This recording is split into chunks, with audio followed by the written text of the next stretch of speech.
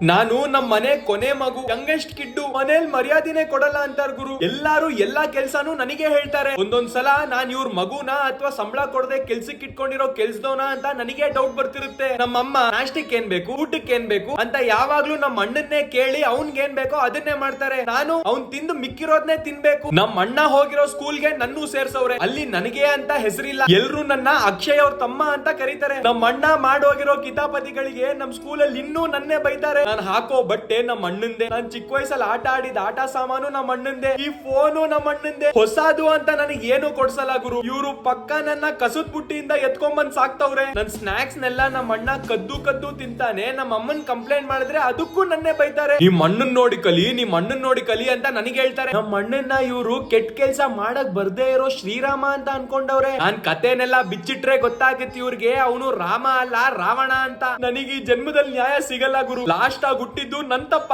ನಾನೇನಯ್ಯ ತಪ್ಪು ಮಾಡ್ದೆ? ನಾನು ಎಲ್ಲಿ ತಪ್ಪು ಮಾಡ್ದೆ?